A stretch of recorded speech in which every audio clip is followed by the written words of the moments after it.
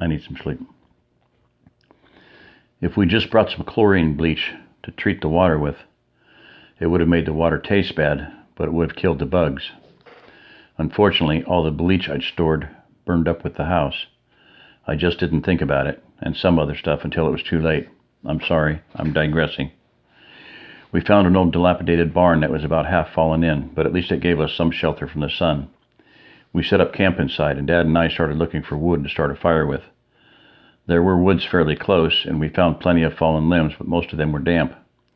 There was enough old, dried wood from the fallen parts of the barn to burn without putting out any smoke. The only problem with it was it burned too fast. We only had a few pots, and the biggest one was only 1.5 gallons in size, so we needed some wood that would burn for a while. We ended up using the barn wood to dry the damp logs, and then we started a second fire with them to boil the water.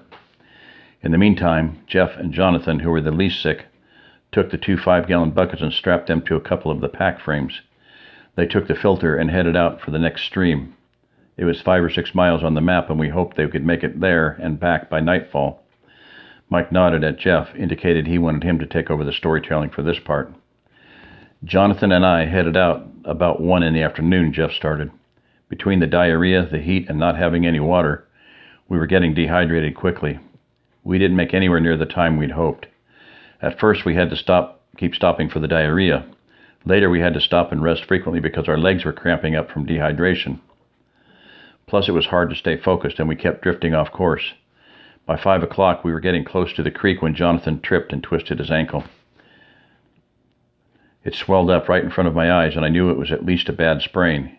He tried to get up and walk on it, but we only got a few yards before it was obvious to both of us that he couldn't go any further. It was this big around, Jonathan said as he held up his hands in a circle about the size of a cantaloupe, and it was all green and purple. We hadn't brought anything with us except for the buckets, water filter, and our rifles. Oh, and a roll of toilet paper, Jeff added. Really, it was pretty stupid looking back on it, but at the time we thought it would let us move faster. We should have at least taken some food and a small first aid kit. I didn't even have an aspirin to give him. I stashed him in some bushes, strapped both buckets to my backpack, and took off. The creek was only about a half mile away. I had 2 extra filter cartridges, and since the one we used at the pond was contaminated, I put a new one in before we left. I pumped a little water through it to try and flush it out, and then I pumped about 1 gallon into each bucket and washed them out as well as I could.